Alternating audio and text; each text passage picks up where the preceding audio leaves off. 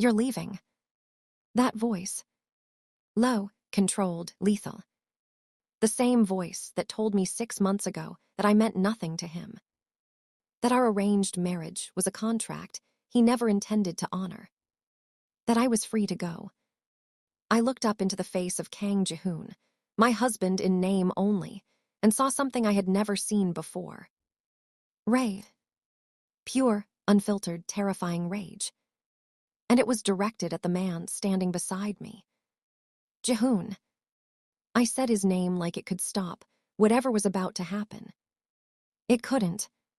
His grip tightened on my wrist, not enough to hurt, but enough to remind me that he could. That he always could. I believe my wife, and I need to have a conversation. Wife. The word hit me like a slap. 6 months of silence. 6 months of watching him pretend I didn't exist in the penthouse we were supposed to share. 6 months of sleeping in a guest bedroom while he worked until 3 a.m, never once looking at me, never once acknowledging that we had stood before a priest and made vows neither of us meant. And now he wanted to call me his wife. Daniel stepped forward. Brave. Stupid. I don't think she wants to go with you. I watched Jihoon's jaw tighten. Watched the way his eyes, dark, endless, completely devoid of warmth, shifted to the man who had been kind to me. The man who had asked me to dance when I was standing alone. The man who didn't know that my husband ran half the underground operations in Seoul behind his pristine CEO facade. Daniel, I said quickly, it's fine, I'll handle this. Suwa. She said it's fine. Jihoon's voice dropped even lower. A warning. A promise. The kind of tone that made powerful men in boardrooms sign whatever he put in front of them without reading a single word. I had heard stories about Kang Jihoon before our families arranged our marriage. Everyone had. The youngest CEO in the Kang Empire's history. Brilliant, ruthless, untouchable. But the stories they told in daylight were nothing compared to the ones whispered in the dark. About the tattoos that covered his back, each one marking a debt repaid in blood. About the men who had crossed him and simply vanished. About the empire within an empire that he controlled with an iron fist and a cold, cold heart. I didn't believe them at first. How could I? He wore three-piece suits that cost more than most people's cars. He attended charity galas and smiled for cameras. He shook hands with politicians and business leaders who had no idea they were dealing with a predator. But I learned. Oh, I learned. The night I wandered into his study looking for a book and found him standing over a man on his knees, blood dripping from his split lip. The night I saw what lived behind those beautiful, empty eyes. He had looked at me then, just looked, and I had run. The next morning, he told me I was free to go. That our arrangement was unnecessary. That I should find someone who could give me a normal life. I thought it was a kindness. Now, looking at his hand on my wrist, I realized it was something else entirely. Exile. He hadn't set me free. He had cast me out. And I was too stupid, too relieved, too desperate to escape the weight of his silence to question why. Walk with me, he said now, and it wasn't a request. No. The word came out stronger than I expected. His eyes flickered. Surprise. No. Something darker. Something that made my pulse jump in a way I hated myself for. No. You told me I was free. I forced myself to meet his gaze. You told me to find someone else. You told me that you didn't want me. The muscle in his jaw ticked. I said a lot of things. And you meant all of them. Did I? He stepped closer. Close enough that I could smell his cologne, sandalwood and smoke, and something darker underneath. Close enough that I could see the thin scar that ran along his hairline, usually hidden beneath his perfectly styled hair. Close enough that the rest of the room seemed to fall away. You spent 6 months ignoring me, I whispered. 6 months treating me like a ghost in your house, and now you're jealous, now you care. Jealous. He repeated the word like he was tasting it. Like it amused him. Like it was so far beneath the truth that he couldn't help but find it funny. That man, he said slowly, works for the Park family. My blood went cold. He approached you deliberately. He has been watching you for 3 weeks, and if you had left this gala with him tonight. He stopped, but I heard everything he didn't say. The Parks, I breathed. The name alone was enough to make my hands shake. The Kang family's oldest rivals. The family that had tried to assassinate Jihoon's father 20 years ago. The family that would do anything, use anyone, to find a weakness in the Kang Empire's armor. I looked back at Daniel, at his kind smile, his gentle hands, his perfectly timed appearance at the exact moment I had been most vulnerable. Oh God. He was using me, I said flatly, to get to you. Yes. But you don't care about me. You made that clear. So why would they? Because they don't know that. Jihoon's voice was ice. To the world, you are my wife. You live in my home. You carry my name. And that makes you the most valuable target they could possibly find. My head was spinning. So tonight, you're not here because you want me back. You're here because I'm an inconvenience, a liability. Something shifted in his expression. Too fast for me to read. You think I want you back. The words were soft. Dangerous. I never let you go. The private room he took me to was on the top floor of the hotel. Soundproofed. Guarded. The kind of room where decisions were made and never discussed again. He released my wrist the moment the door closed, and I immediately put distance between us. Not that it mattered. The room wasn't big enough to escape the weight of his presence. You knew, I said, packing. You knew they were watching me and you didn't warn me. I had men protecting you. I never saw anyone. That was the point. I laughed. It came out sharp, bitter, slightly unhinged. So for 6 months, while I was trying to rebuild my life, while I was trying to forget that I was married to a man who couldn't stand to look at me, you were what? Having me followed, tracking my every move. Yes. No hesitation. No shame. Like it was the most obvious thing in the world. You're insane. Probably. He moved to the bar. Poured himself a drink. Didn't offer me one. The night you saw me in my study, he said, his back still turned. What did you think? I froze. We had never talked about that night. Not once. I swallowed. I thought you were going to kill me. Kill you. He turned. The ghost of something that might have been a smile touched his lips. But there was no humor in it. Only something hollow, something broken. I was afraid of what I would become if I kept you. The admission hung in the air between us. Heavy, suffocating. What do you mean? He took a long sip of his drink. Set the glass down. Walked toward me with the slow, deliberate stride of a man who had never once rushed in his life. I have spent 15 years building control, he said. Over my empire, over my enemies, over myself. I do not feel things, I do not want things, I execute strategy, I eliminate threats, I win. He stopped in front of me. Close enough to touch. I didn't step back. I should have. But I didn't. And then they put you in front of me, he continued. With your ridiculous courage and your stubborn pride and your absolute refusal to be afraid of me even when you should have been terrified. And do you know what happened? I shook my head. I wanted. The word came out like a confession. Like a sin. For the first time in 15 years, I wanted something I couldn't simply take. Something I knew I would destroy if I touched. Something that made me feel. He stopped. Exhaled.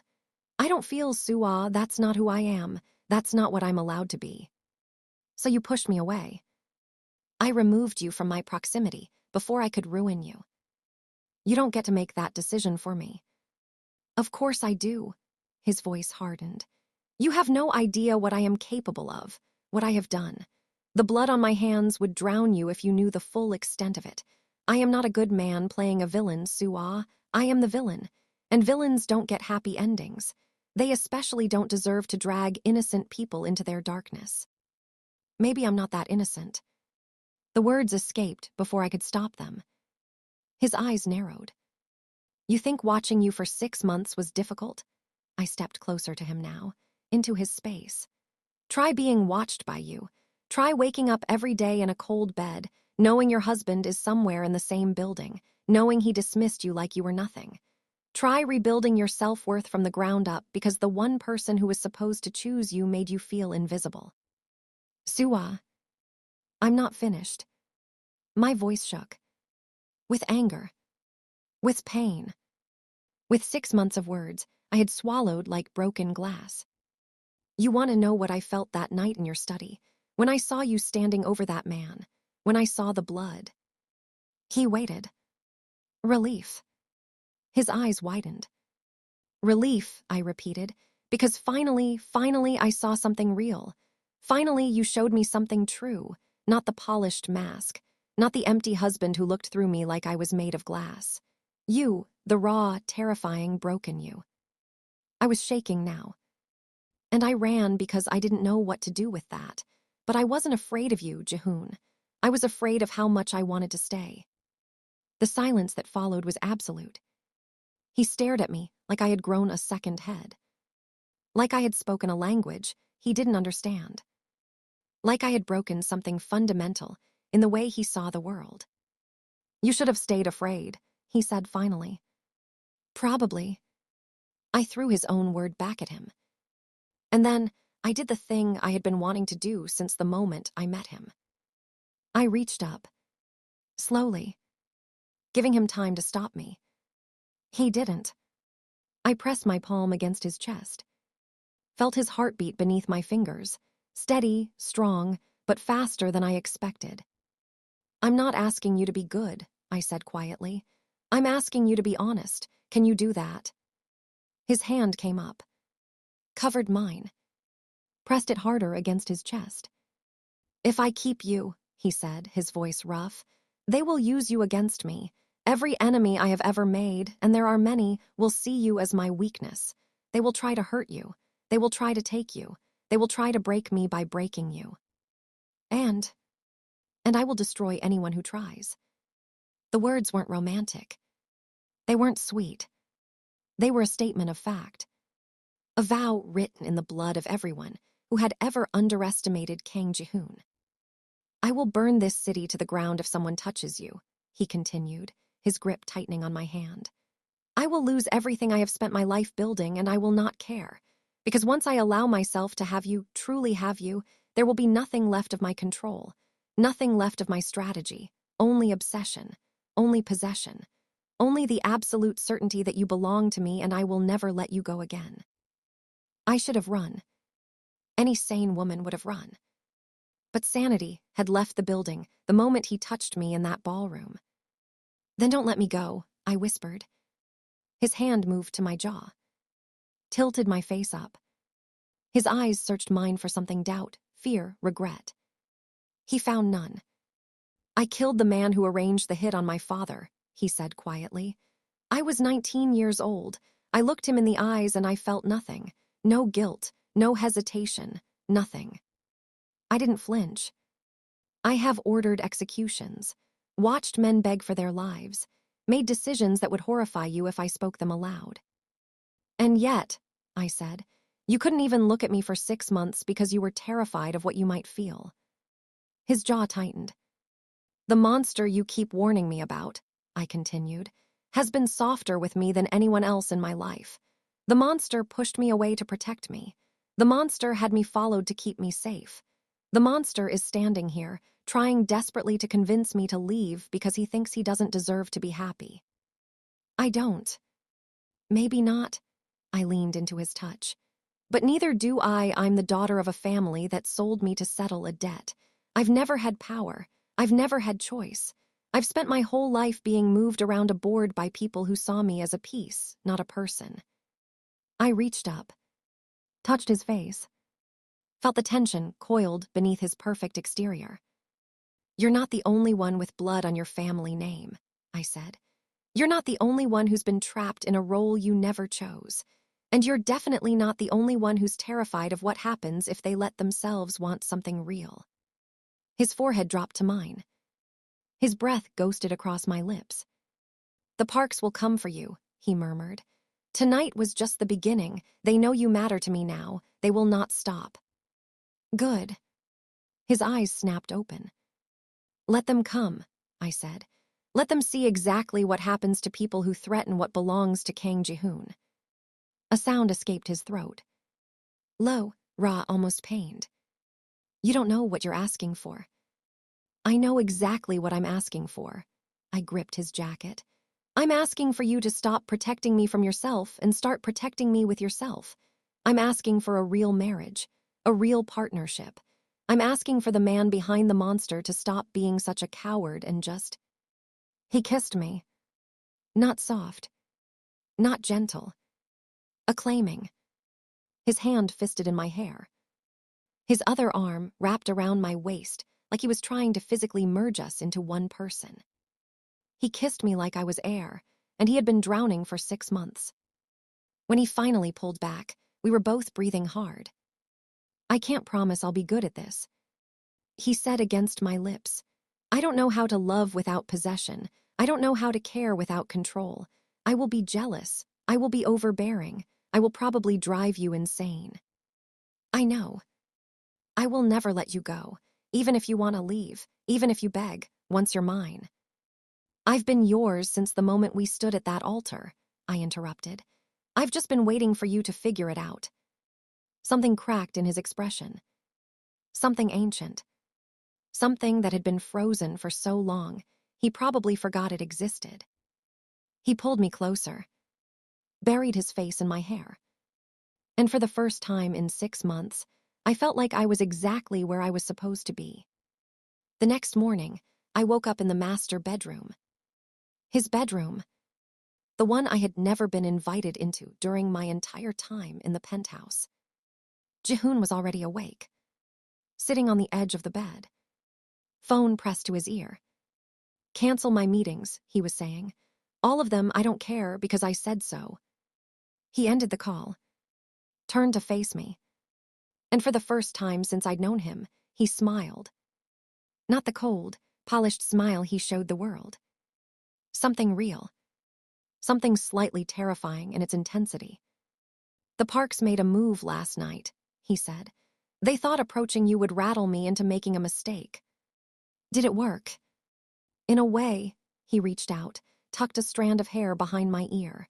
"I made a decision I should have made 6 months ago." "Which was?" "To stop running from the one thing that actually terrifies me." His thumb traced my jawline. "They wanted to use you against me," he said. "They wanted me distracted, off balance, emotional." "Are you?" "Completely." He leaned in, kissed my forehead. "But here's what they didn't account for," he murmured against my skin. "A distracted Ji-hoon is still more dangerous than most men at their best, and an emotional Ji-hoon, one with something to protect, something to lose." He pulled back, met my eyes. That Ji-hoon has no limits. I thought about the girl I was 6 months ago, the one who stood at an altar, promising herself to a stranger. The one who believed this arrangement would be nothing more than a cold transaction. I thought about how desperately I had wanted to escape, how lonely I had felt in those empty hallways, how I had convinced myself that freedom meant getting as far away from Kang Ji-hoon as possible. But I was wrong. Freedom wasn't about escaping him. It was about being chosen by him, seen by him, wanted by him, not as a contract, not as a convenience, as everything. "So what happens now?" I asked. He stood, extended his hand. "Now," he said, pulling me to my feet, "we go downstairs. We sit across from my men, and we show the entire underworld exactly what happens when someone threatens the wife of Kang Ji-hoon." I took his hand, laced my fingers through his, and smiled. Good, because I had walked into this marriage as a pawn, a piece to be moved, a debt to be settled. But I was walking out of this room as something else entirely. A queen. His queen. And God help anyone who tried to take that from me. The elevator doors opened to the penthouse lobby. A dozen men in black suits snapped to attention. Jihoon's hand tightened on mine. Possessive. Protective. Permanent. And I realized, with a calm certainty that should have frightened me, that this was exactly where I was supposed to be. Walking into the fire. Hand in hand with the man who controlled it. Because 6 months ago, Kang Jihoon rejected his arranged wife. He told her she was free. Told her to find someone else. Told her she meant nothing. But last night, he watched her laugh with another man. And the monster finally stopped lying to himself.